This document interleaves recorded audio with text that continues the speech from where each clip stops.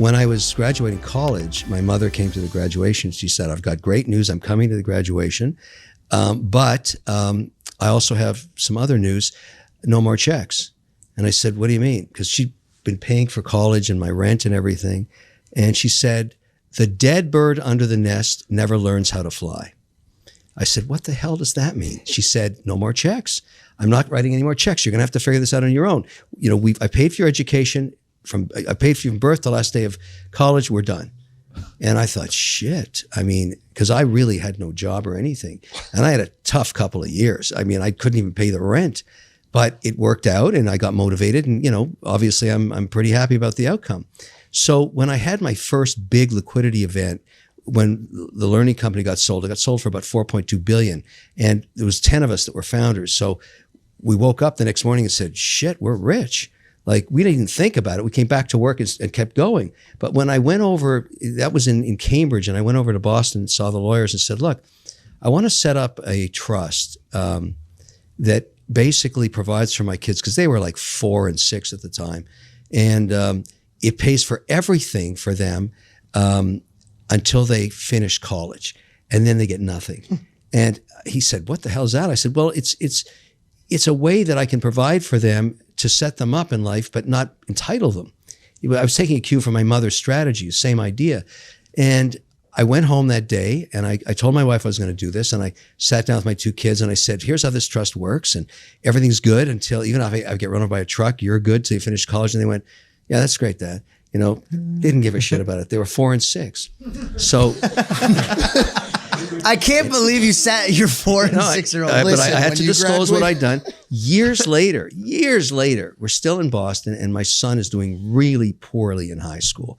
He is sucking and just not applying himself, and you know, his marks are terrible. And the way to look at high school is it's just like a test to get into college. You got to pass a few things. And so one day he says to me, I'll never forget this conversation. Lynn and I were going out to a movie that night, and he says, hey, Dad, one of my friends was telling me about his trust fund. And what does my trust fund look like? And I said, well, I don't know about your friend's fund, but here's how yours works. If Mom and I get run over by a truck, you're good until you finish high school, because it doesn't look like you're going to college. He said, well, what do you mean? I said, well, the trust only pays till you finish college. Then it's done. He says, what do you mean it's done? I said, it means no more checks. And I said to him, the dead bird under the nest never learns how to fly. And he said, what the fuck does that mean? And I said, what it means is you should start thinking about taking advantage of this now, because you're not, and you're not, I don't know what's going to happen to you. You're not even going to finish high school here. And I think at that moment, that the lesson of life, you know, given to me by my mother, he saw the abyss, he saw the darkness, he saw the situation he was in and went, shit, this is bad. And so he knuckled down and he started getting into in what he was into, and he eventually became an electrical engineer. And he was at the top of his class all through, you know, college and right into engineering. And in all these electrical engineering cohorts, they all build a combustion F1 race car and an electric one. And they race them all around the world against each other, because that's how they're learning. If they're interested in electrical engineering, you're building that F1 Formula car. And every year, MIT would win, and because they always built the best car. Well, in Trevor's case, he became the captain of the team, and he worked on the software that released the energy out of the battery in a different way, and he beat MIT. And so the Tesla guys came over and said, who are you guys?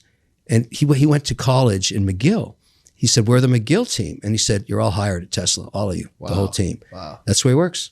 That's where he lives, in San Francisco. Wow. So cool. That's the lesson of the dead bird right there. Yeah, yeah. Applicable advice too. I'm going to do that. Yeah, because you can take care of them with health issues, but if you guarantee them a free ride and they never have to take any risks, they won't. Yeah. And you'll destroy their lives. It's the worst curse you could do. Yep. Everybody knows people that have really screwed up rich kids. And they made that mistake. They just made it too easy for them. It's not going to happen in my family. And my trust goes, you know, in multi-generations. When he has kids, even if they're not married, it takes care of them till right at the end of college. When I was in my final months of of getting my business master's, my MBA, in that class of maybe 160 cohort. You know, that was at that size. We thought we were such hot shit. I mean, you know, you're finishing and you know everything and you're ready to go and just take on the world. And in comes this guy and he says, he looks up, he was a guest lecturer. But usually a guest lecturer, you know, gets some slides up or starts talking about a presentation about the company they work for. He was different. He walked in, no slides, no PowerPoint, nothing. He just walked around and looked at all of us and he said, "You guys think you're so damn good, don't you? Well, when you walk out of here, the real world is going to kick the living shit out of you, and you won't know what hit you. It'll be brutal. About a third of you will be a complete failure. Another third will be spinning their wheels a decade from now, and the other third will be phenomenal successes. Too bad about the other 2/3, but I'm just telling you the truth." And I looked down at him and I thought, what an asshole. What he claimed in that presentation was that experience is very important in life, and that in fact, intuition is just experience distilled. The longer you're at something, the better your intuition is about businesses and people. And I thought, what a load of crap. Today, I'm that guy. I'm that guy walking in those MBA classes at Harvard and MIT, looking at them and saying, you know nothing. And the real world's going to kick the living shit out of you. And I can't believe this has happened to me. But he was absolutely right. And so today, with all of the experiences I've had, all the good, the bad, and the ugly, and all of the horrible things that have happened in the businesses I've invested in, and all the euphoric ones and the amazing outcomes, that experience is distilled to intuition. I can sit in a room with somebody for 15 minutes and know if I've got a winner or not. And 99% of the time, I'm right. So I listen to the gut, and I listen to the person, I listen to the plan. I know it's going to work or it isn't. I just know. I'm that good. But he was right. The only way to get to where I am today is having spent 30 years doing it. It's the only way you can do it. You can't buy it. And so I really, really believe that about entrepreneurs and investing in them and supporting them. You need the experience that the road traveled gives you. That turns into intuition, and that becomes a very powerful tool. My journey started this way. I wanted to be a photographer or a cinematographer. And I was doing a lot of photography in school, and I said to my father, I'm going to make this my life. He said, you'll starve to death. There's so many good photographers you're going to have to compete with, so many good cinematographers, so many great editors. It's very hard to break out. And I said, well, gee, you're not being very supportive. He said, what I'd like you to think about doing is, because you don't know yet, why don't you go and finish school, go into university, finish that, and then get a master's of business so that you have the tool set as an entrepreneur to choose any direction you wish. And that was very good advice because it gave me time to mature a bit and learn the things I needed to know about running a business. And then as soon as I got out, I went back to what I wanted to do. I started a company that made shorts for the original 6 hockey teams for the networks. So, you know, we would run around all week shooting hockey players and coaches and teams in Detroit and Toronto and New York. And then I'd edit it, and we send it up to the satellite, and it would appear on Saturday hockey games. And that was my first company.